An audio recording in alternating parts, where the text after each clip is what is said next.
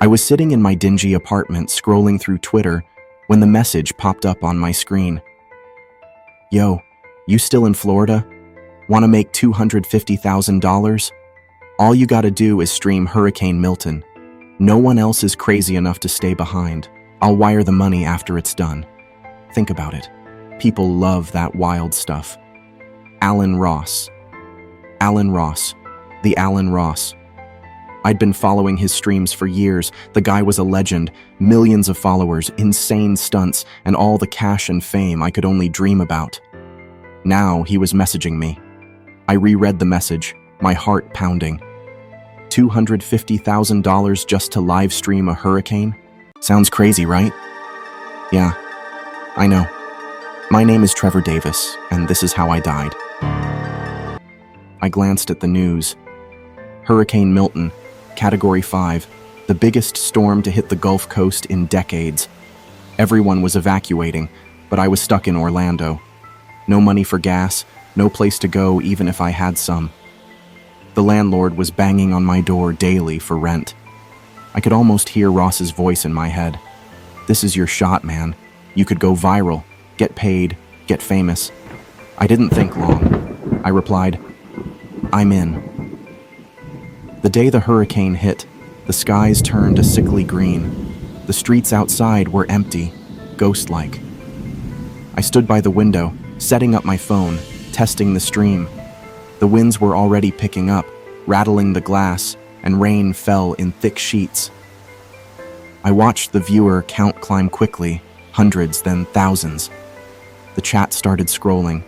This dude's crazy. He's not gonna make it. I bet he bails in an hour. I forced a grin into the camera.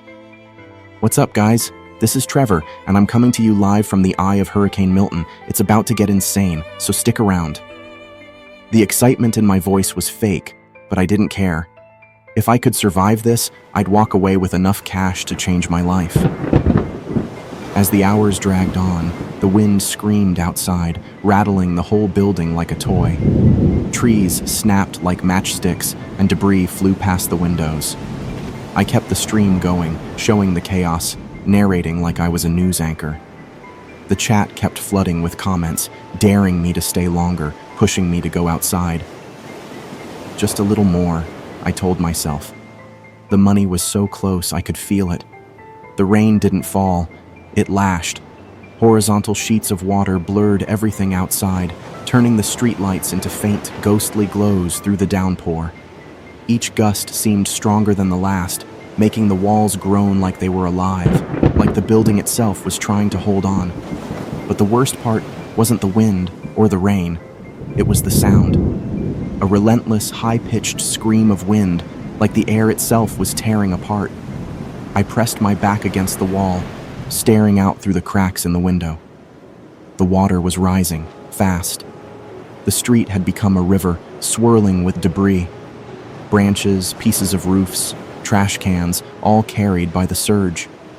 It wasn't just a flood. It was like the ocean had come to swallow the land.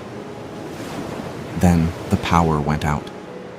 The whole building plunged into darkness, and the sound of the storm intensified. The rain started leaking in through the ceiling, dripping down onto the already soaked floor. I could hear glass shattering somewhere below, and something heavy smashed against the walls. My phone was running on a battery pack, but even that wouldn't last long. I glanced at the chat. Yo, he's still in there. Bro, get out of there.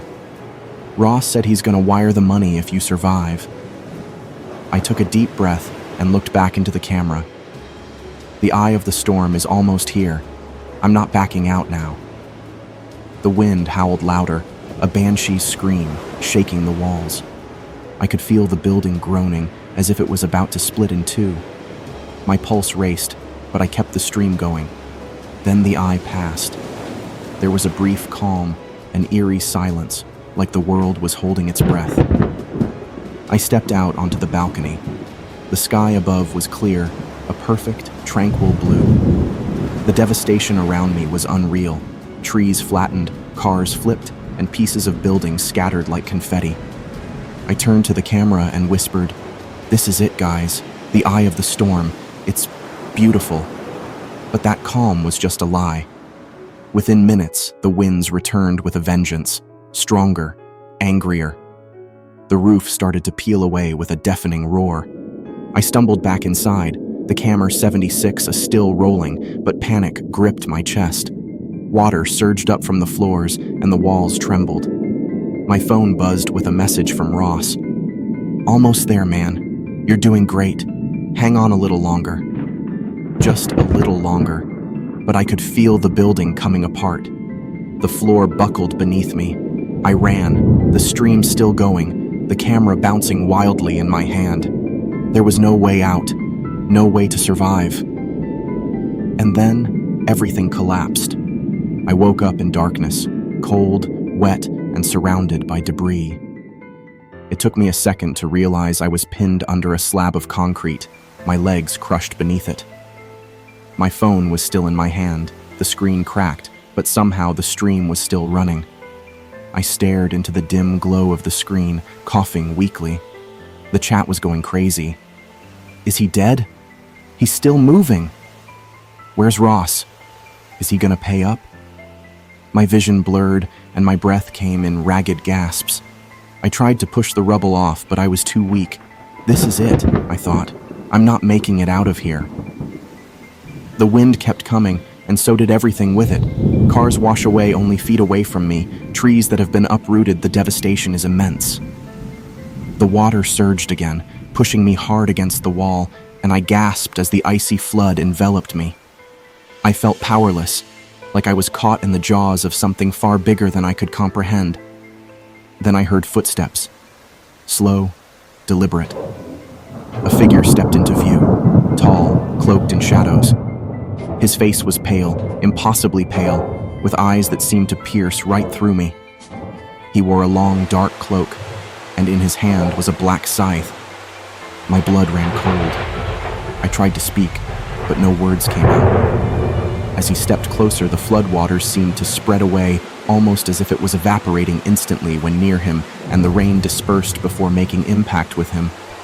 I've never seen such a thing. It's like even the elements feared him. Trevor Davis, the figure said, his voice like the whisper of the wind. your time is upon us. I stared at him, my mind racing. No, I still have time. Ross, he's gonna send the money.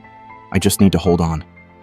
The Grim Reaper tilted his head, almost as if he pitied me. Money, fame. You did this for money and the attention of strangers. How far humanity has fallen. I coughed, tasting blood in my mouth. Please, I don't want to die. The Reaper knelt down beside me, his presence cold and comforting in a way I didn't expect. Few do, Trevor. I could feel my strength slipping away, the edges of my vision growing darker. The last thing I saw was the Reaper's hand reaching out, his skeletal fingers brushing against mine. Come with me, he whispered. As I left this world, I looked back and noticed my body still trapped by the debris. My head was submerged underwater, and my body impaled by a road sign that read, "Road ends." The sight was horrendous, and then everything went black. Make no mistake. I am dead, but what I can say is that I'm not in a continuous loop of pain or torment. I'm not forced to relive the horrific events of that night. To be honest, I'm not sure what's going on. I don't know where I am. I'm just here, existing. My only visits are in passing. I guess my punishment is the regret I feel every day, knowing that my life was cut short because of my foolish actions to go up against a massive hurricane, knowing damn well there was no possible way for me to win. Choices, right?